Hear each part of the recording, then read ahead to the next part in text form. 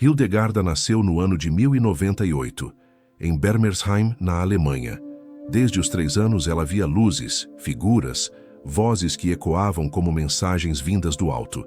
Ela chamava isso de luz vivente e acreditava ser a presença do Espírito Santo. Mas como ninguém mais via o que ela via, decidiu se calar. Hildegarda era frágil fisicamente, com saúde delicada e uma sensibilidade fora do comum. Hoje, alguns estudiosos acreditam que ela poderia ter traços de autismo, mas nada disso a impediu de florescer. Pelo contrário, talvez tenha sido justamente essa sensibilidade que a conectava com Deus. Era a 10ª filha de uma família nobre, e por incrível que pareça, aos 8 ou 10 anos, Hildegarda foi levada pelos pais até um mosteiro e ali, deixada sob os cuidados de uma monja beneditina chamada Jutta von Sponheim, que viria a se tornar sua guia espiritual e, em muitos aspectos, sua nova mãe. Jutta era piedosa, austera, devota. E ali, entre orações, jejuns e longas horas de silêncio, a menina começou a compreender que talvez suas visões não fossem maldição, mas missão. Ali, cercada por muros de pedra e orações sussurradas, ela começaria a florescer. Apenas Jutta e seu confessor, o monge Volmar, sabiam o que se passava em sua alma. Quando Jutta faleceu por causa de uma infecção provocada pelo uso excessivo de um silício, um objeto metálico usado para mortificar a carne, as outras monjas elegeram Hildegarda como a nova Madre Superiora. Ela resistiu, sentia-se jovem demais, insegura, mas aceitou, obedecendo àquilo que via como desígnio divino. Foi aos 40 anos de idade que sua missão ganhou um novo rumo. A luz vivente não apenas apareceu. Escreve o que vês e ouves. Não é de ti, é de mim. E tu serás apenas a trombeta que soa o que eu sopro. Ela resistiu. Tinha medo de parecer arrogante, medo de se enganar, medo de escandalizar a igreja. Mas quanto mais resistia, mais adoecia. Crises fortes de enxaqueca, fraqueza, desânimo. Até que se rendeu. Começou a ditar o que ouvia em sua mente e via com os olhos da alma. Volmar, seu confessor e amigo, escrevia tudo com precisão. Assim nasceu o Cívias Conhece os Caminhos do Senhor, sua primeira e mais impactante obra teológica, escrita ao longo de 10 anos. O conteúdo era tão profundo, tão misteriosamente verdadeiro, que chegou às mãos de São Bernardo de Claraval, um dos maiores teólogos da época. Ele, por sua vez, levou o material até o Papa. E o Papa não apenas aprovou, ordenou que ela continuasse. A Igreja havia reconhecido. O que ela via não era loucura, era luz. Com a aprovação do Papa e o apoio de São Bernardo, Hildegarda rompeu o silêncio que carregava desde a infância. E quando começou a falar, o mundo escutou. Não era apenas uma Madre Superiora.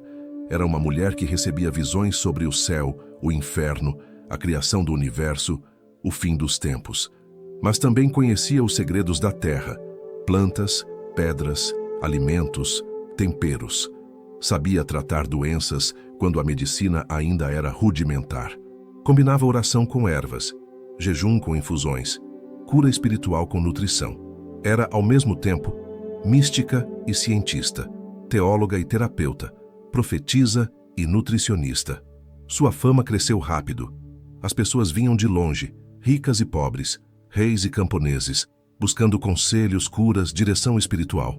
Um dos que mais a consultava era o imperador Frederico Barbarossa, conhecido como o Barba Ruiva, um dos homens mais poderosos da época.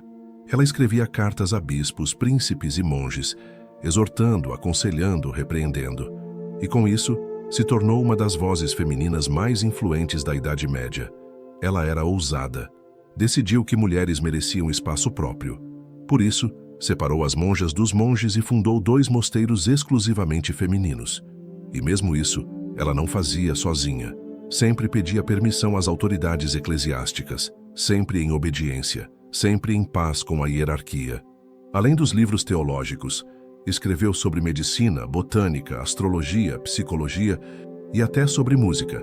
Suas composições, sim, ela também era compositora, são consideradas até hoje uma das expressões mais sublimes da música sacra medieval. Seus cantos são cheios de leveza, melismas e espiritualidade. Ouvir uma música de Hildegarda é quase sentir uma brisa da eternidade atravessando os séculos. Mas havia mais. Ela também era profetisa.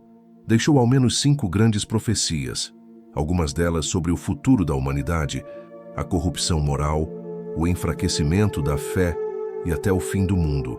Não são textos alarmistas, mas visões profundas e simbólicas que até hoje são estudadas e interpretadas por teólogos. Hildegarda não falava de si, nunca dizia "eu vi", sempre dizia "a luz vivente me mostrou". Ela se via como um canal, nada era dela, tudo vinha do alto. Aos poucos, a jovem mística tornou-se uma mulher respeitada em toda a cristandade, não apenas pelas suas visões, mas pela sabedoria, pela autoridade espiritual e pela força com que defendia a verdade, mesmo diante dos poderosos. Mas o que a tornava realmente diferente era a combinação única entre fé profunda e ação prática. Ela acreditava que o corpo e a alma estavam ligados e que a criação divina, feita de plantas, minerais, alimentos e ritmos naturais, era um reflexo da inteligência de Deus. Tratava doenças com receitas naturais que misturavam ingredientes como camomila, urtiga, lavanda e hortelã. Acreditava no equilíbrio, na simplicidade, na pureza da vida. E mesmo quando falava de temas teológicos complexos, sua linguagem era acessível, sensível, viva. Hildegarda sabia circular entre os nobres sem se contaminar pelo luxo. Recebia doações generosas e, com elas, construiu 2 mosteiros ricos em estrutura, beleza e espiritualidade. As jovens que chegavam até ela não encontravam uma prisão de regras, mas uma escola de liberdade interior. Ali, aprendiam a cantar, a rezar, a cuidar da saúde, a ler os sinais de Deus na natureza e na alma. Ela dançava com elas. Sim, literalmente. Organizou apresentações litúrgicas com dança sagrada e música. E apesar de viver numa época em que as mulheres quase não tinham voz, Hildegarda não apenas falava, ela era ouvida. Em seus últimos anos, o ritmo diminuiu, mas a intensidade permaneceu. Continuou escrevendo, compondo, aconselhando. Já sabia o dia em que partiria e anunciou: "Morrerei em 17 de setembro". E assim foi. No exato dia da sua morte, um arco-íris em forma de cruz apareceu no céu, sobre o mosteiro. As irmãs que estavam com ela entenderam que aquilo era um sinal. A luz que sempre habitou dentro dela agora voltava para o alto e deixava atrás de si um rastro de santidade. Por séculos, o povo a venerou como santa, mesmo sem reconhecimento oficial. Só em 2012, o Papa Bento XVI, alemão como ela, teólogo como ela, abriu o processo que a canonizou. E mais, declarou Santa Hildegarda de Bingen como doutora da Igreja, um título raríssimo, dado a apenas 4 mulheres na história do catolicismo. Esse reconhecimento tardio foi, como disse o próprio Papa, um ato de justiça espiritual. Hildegarda não era uma freira comum. Era uma mente brilhante, um espírito ousado, uma voz profética que atravessou os séculos para nos lembrar que fé e razão podem caminhar juntas, que o divino se revela no detalhe e que a mulher tem, sim, um papel essencial no plano de Deus. Aqui no canal abriremos velhos manuscritos, revelando receitas de equilíbrio que atravessaram séculos. Caminharemos também por páginas luminosas de espiritualidade prática, pequenas orações que se entrelaçam ao ato de amassar pão, meditações guiadas ao som dos salmos gregorianos e gestos simples, como tocar a terra descalça ao amanhecer, que reconectam a alma ao ritmo compassado da criação, para que você aplique hoje mesmo, na cozinha de sua casa, no silêncio de seu quarto, no pulsar do seu dia a dia.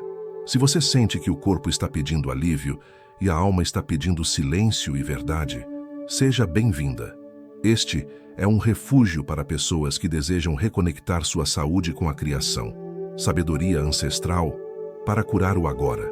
Então inscreva-se, ative o sino, compartilhe esta morada de luz com quem precisa de descanso e permita-se trilhar conosco o caminho onde fé, ciência natural e beleza se encontram para restaurar tudo aquilo que em você anseia por florescer novamente.